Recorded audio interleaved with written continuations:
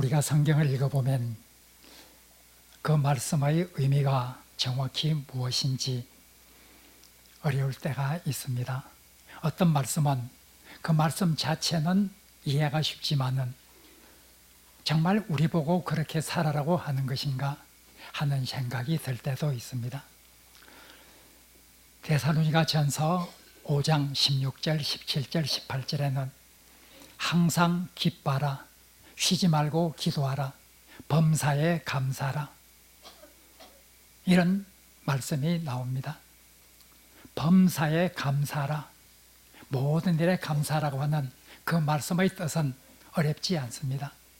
그런데 실제로 하나님께서는 모든 일에 우리에게 감사하라는 것인가? 어떻게 모든 일에 감사할 수 있을까?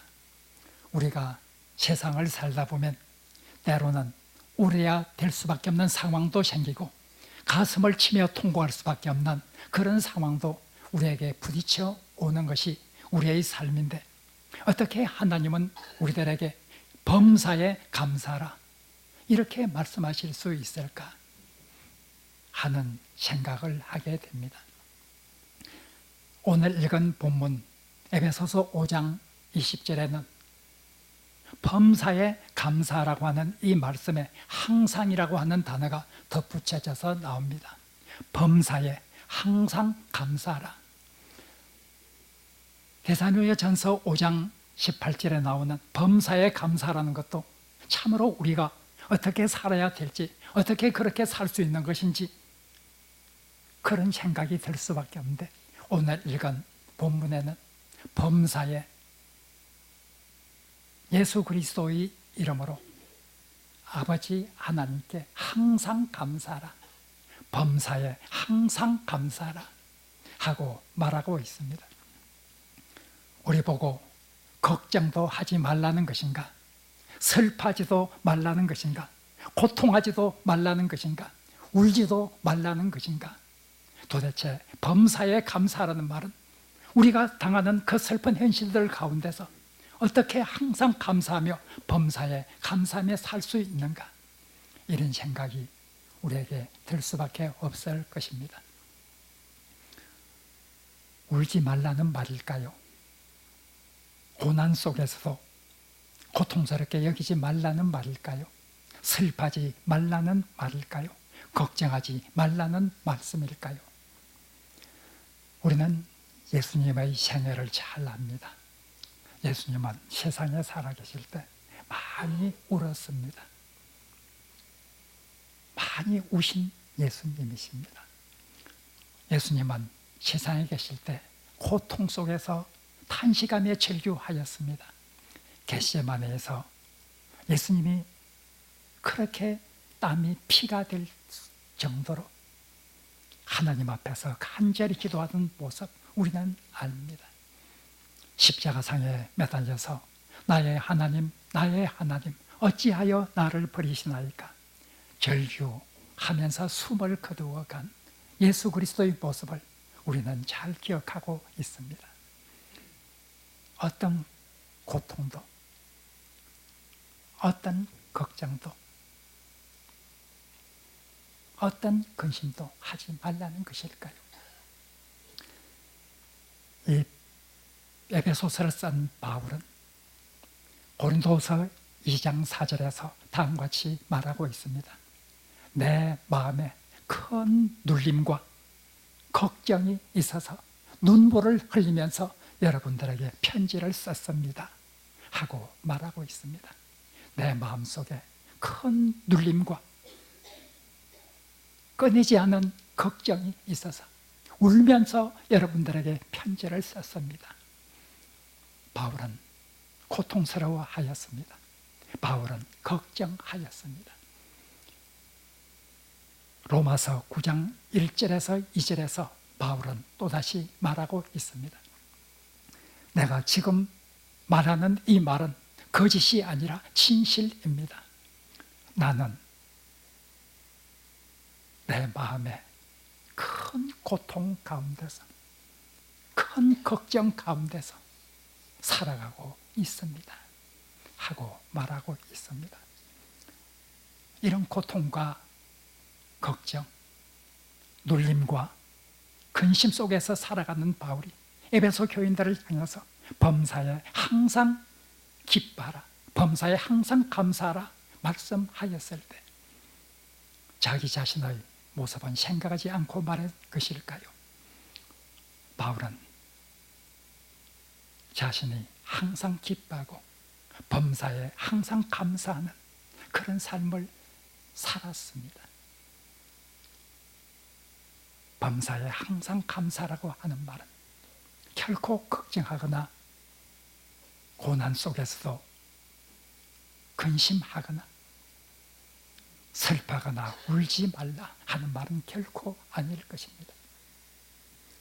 이 말은 우리가 어떤 상황에 있다 할지라도 우리 속에는 예수 그리스도를 통해서 우리를 구원해 주신 하나님의 사랑과 은혜, 그것을 우리는 확신하며 살아간다는 것입니다. 우리는 하늘나라의 소망을 가지고 이 세상에서 꿋꿋이 살아간다는 것입니다. 우리가 때로는 슬픈 일을 당하고 우리가 때로는 고난 속에 빠져들지라도 우리 내면 가장 깊은 곳에 있는 하나님의 사랑과 하나님의 섭리에 관한 확신, 하나님의 은혜에 관한 확신, 이것을 가지고 하나님께 감사할 수 있다는 것입니다. 바울은 모든 것이 합력하여 선을 이루느니라, 이 진리를 굳게 믿고 있습니다. 내가 살아갈 때 때로는 고난의 강을 건너야 하고 때로는 슬픔의 산을 넘어야 하지만, 그러나 그 가운데서도 내가 고난을 당할 때, 내가 슬픔을 당할 때, 그때마저도 하나님께서는 내 생을 주장하여 주시고 섭리하여 주어서 하나님께서 이루시고자 하시는 그 목표를 향해서 나를 인도하고 있다고 하는 이 확신이 바울의 마음속에 깊이 박혀 있었습니다. 하나님을 사랑하는 자, 곧 그 뜻대로 부르심을 입은 자들에게는 모든 것이 합력하여 선을 이루느니라.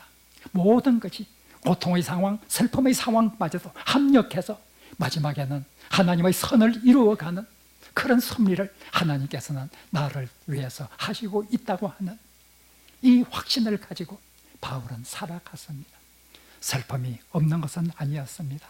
걱정과 고통이 없는 것은 아니었습니다. 그러나 그 내면 가장 깊은 곳에 있는 신뢰와 확신, 기쁨과 감사는 그의 모든 고난과 모든 슬픔과 모든 걱정을 이기고 벌떡 일어설 수 있게 해 주었습니다. 그래서 바울은 사랑하는 에베소 교인들을 향해서 범사에 항상 감사하라 하고 말하고 있습니다. 고린도후서 6장 10절에서 바울은 말합니다. 우리는 근심하는 자 같으나 항상 기뻐하는 자라. 우리는 걱정도 합니다. 고난 속에서 근심도 합니다. 슬퍼하기도 합니다. 탄식하기도 합니다. 그러나 세상 사람들이 보기에는 우리의 이런 그 모습을 보고 근심하는 자처럼 생각하지만 우리 내면 가장 깊은 속에 있는 기쁨과 감사가 있어서 우리는 사실은 기뻐하는 자라. 우리는 근심하는 자 같으나 항상 기뻐하는 자라. 고린도후서 6장 10절에서 바울은 말하고 있습니다. 우리는 오늘 본문 말씀에서 말하는 대로 성령 충만한 이런 삶을 살아가면서 19절에서 말씀한 대로 시와 찬미와 신령한 노래들로 우리의 전심을 다해서 하나님을 찬양하며 살아가야 한다. 그리고 오늘 20절에서 말하는 것처럼 범사에 주 예수 그리스도의 이름으로 하나님 아버지께 항상 감사하며 살아야 한다. 찬송과 감사가 우리의 생에서 떠나서는 안 된다 하고 말하고 있습니다. 우리는 감사하며 살고 있습니까? 범사에 감사하며 살고 있습니까? 우리가 잘 아는 그림이 있습니다. 너무나 쉽게 우리 주변에서 볼 수 있는 그림 한 점이 있습니다. 화면에 비친 이 그림입니다. 약 100년 전, 정확히 말하면 1918년 미국 미네소타 주에서 사진관을 경영하는 앤서트롬이라는 사람이 있었습니다. 그 앤서트롬은 어느 날 한 노인을 만났습니다. 사진관에 찾아온 그 노인은 세상의 풍파에 모질게 살아서 정말 남루하고 지쳐 있는 그런 모습이었습니다. 그 노인은 백발이 성성한 가운데서 신발 털개를 팔기 위해서 이리저리 다니는 사람이었습니다. 사진관에 들어와서 잠깐 쉬고자 하였습니다. 쉬는 동안에 이젠 식사를 하게 되었습니다. 식사는 아주 볼품없는 식사였습니다. 빵 한 조각과 그리고 스프 한 그릇, 이것을 놓고 이 할아버지는 기도하기 시작합니다. 하나님 앞에 감사 기도를 합니다. 이 앤서트롬이 그 할아버지의 모습을 보고 너무나 큰 감동을 받았습니다.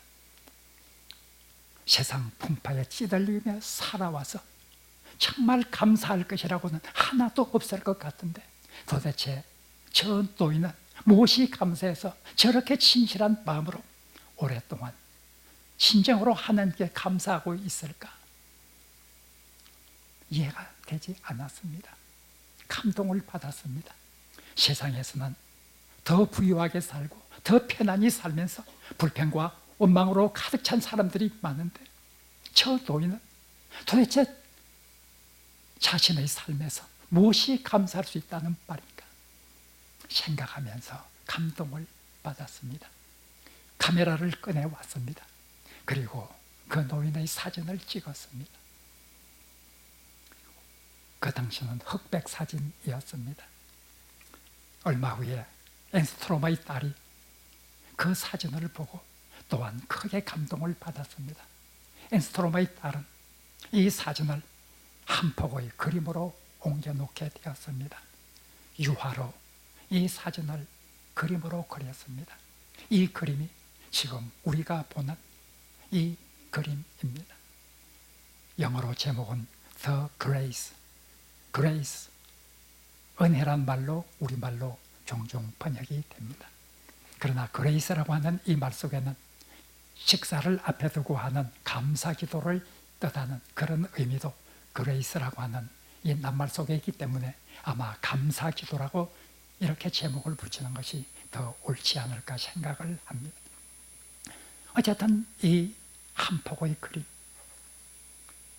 앤스트롬은 사진을 찍으면서 오늘날 세상에 고통받고 있는 많은 사람들, 소망과 감사 없이 고통받고 있는 사람들, 그 사람들에게 이 사진을 보여주고 그들도 용기를 가지고 그들도 감사하는 마음을 가질 수 있도록 해야 되겠다고 하는 이런 생각으로 이 사진을 찍었습니다.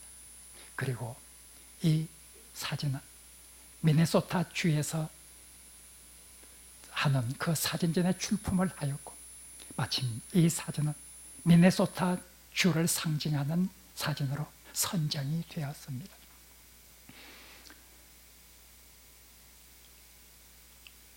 이 노인, 세상의 풍파에 찌들릴 때도 찌들려서 힘들게 살아가고 있는 이 노인에게 빵 몇 조각과 스프 한 그릇은 참으로 하나님께 감사할 수밖에 없는 그런 것이었습니다. 아주 작은 것, 지극히 작은 것을 두고 하나님 앞에 그렇게 진정으로 기도할 수 있고 감사할 수 있는 앤스트롬이 만난 그 노인, 오늘 세계 많은 사람들에게 이 그림은 지극히 작은 것에 그러한 정성으로 감사 기도하는 이 노인으로 부딪혀 가고 있습니다. 우리가 세상을 살면서 참으로 감사할 것이 너무나 많다는 것을 알아야 합니다. 충북 음성군에 있는 꽃동네라고 하는 사회복지시설을 우리는 잘 알고 있습니다. 그 시설 입구에 기록되어 있는 그 기념비적인 어구가 있습니다. 얻어먹을 수 있는 힘만 있어도 그것은 하나님의 은총입니다. 하는 글귀입니다.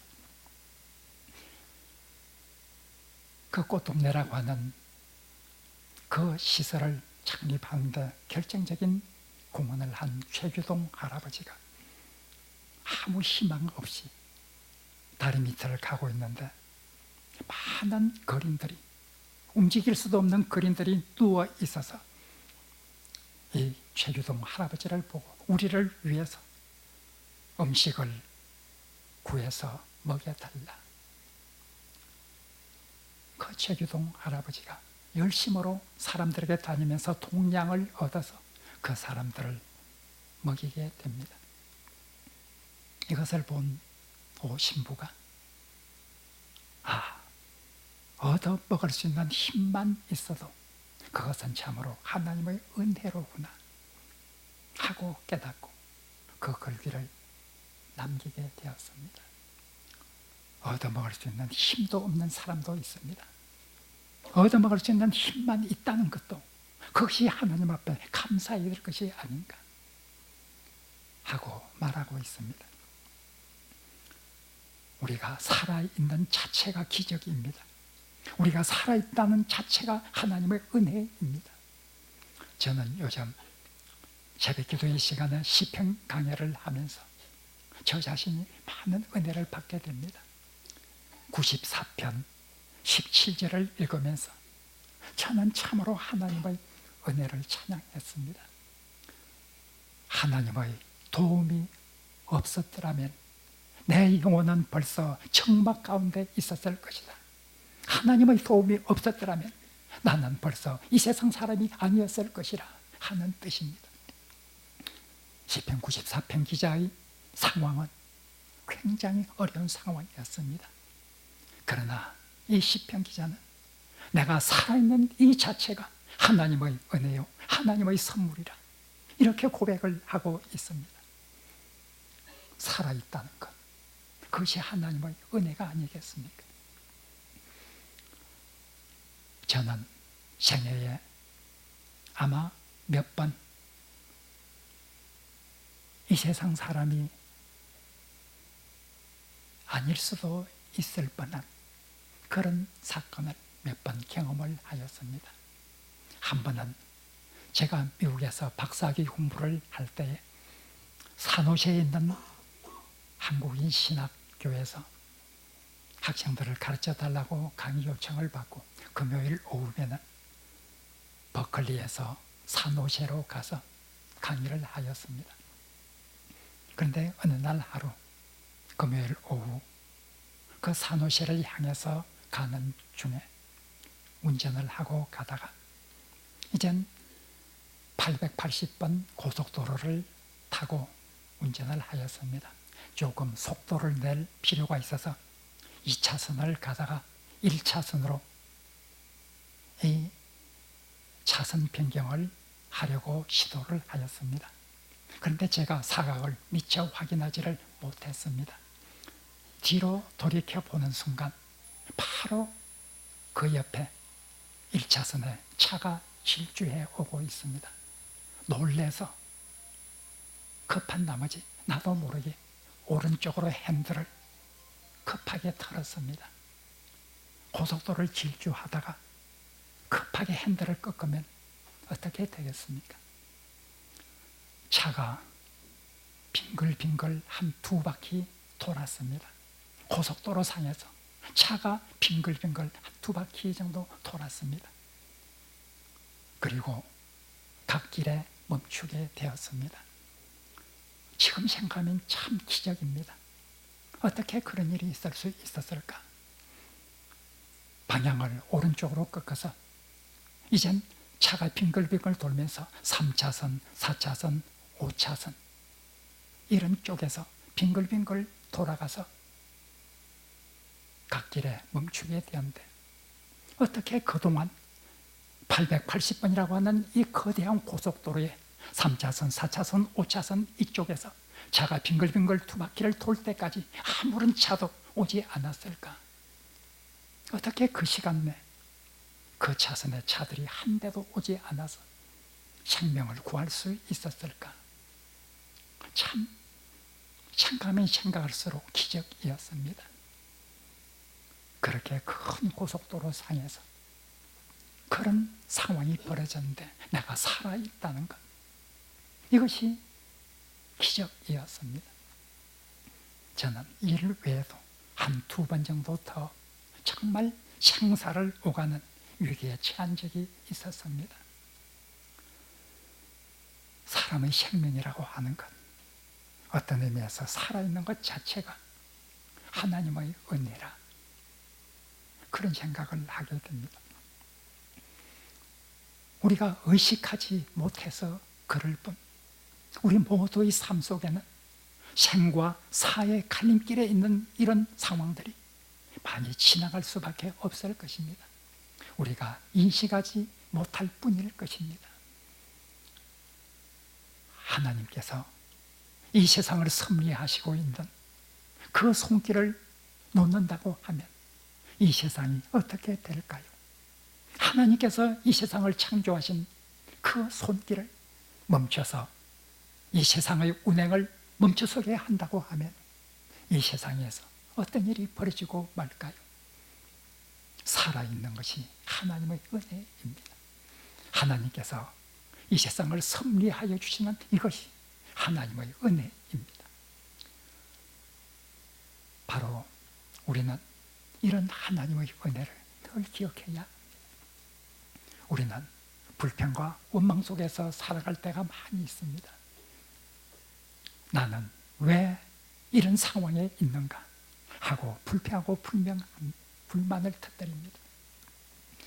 스탠포드 대학의 의대 교수 필립 하츠 교수가 상당히 재미있는 그런 결과를 발표하였습니다. 세상의 인구가 70억, 80억이 아니라 100명이라고 하면 세상의 인구를 줄여서 100명으로 추격한다고 하면 어떻게 되는가? 똑같은 비율로 세상의 모든 사람들을 추격해 보았을 때 100명 중에 자기 집에서 사는 사람은 20명밖에 되지 않습니다. 80명은 열악한 주거 환경 속에서 살아갑니다. 70명이 글을 읽지 못하는 문맹입니다. 50명이 영양실조로 신음하고 있습니다. 대학을 졸업한 사람은 100명 중에 1명뿐입니다. 어떻습니까? 우리는 하나님께 우리 자신의 처한 상황을 생각하면서 왜 나는 이런 어려운 상황 속에서 살아갑니까? 나는 왜 이런 가난한 상황에서 살아갑니까? 하고 원망할 수도 있을 것입니다. 그러나 하나님께서 우리에게 물으실 수 있습니다. 내 사랑하는 누구야? 세상 더 많은 사람이 너보다 더 어려운 삶 가운데 살고 있는데 왜 너는 내가 너를 특별히 편안한 삶을 살아야 한다고 생각하게 하느냐? 이렇게 말씀하신다고 하면 뭐라고 대답할 수 있을까요? 세상을 보라.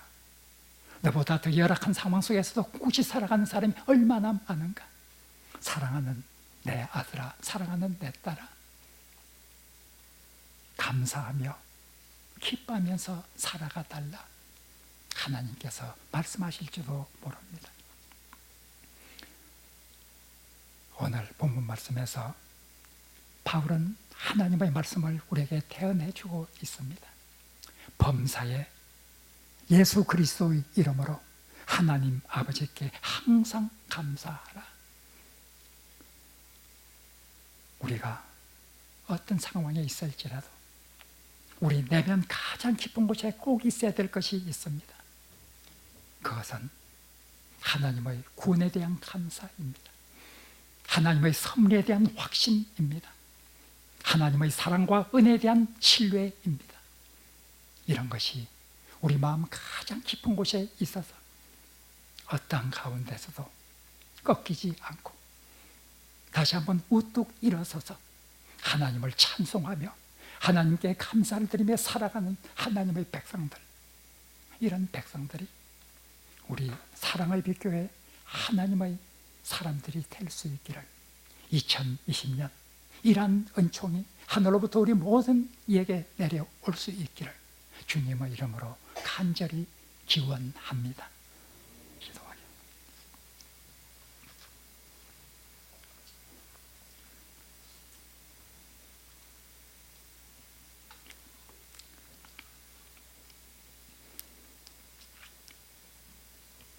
하나님, 우리가 범사에 항상 감사할 수 있는 귀한 믿음 우리에게 허락하여 주옵소서.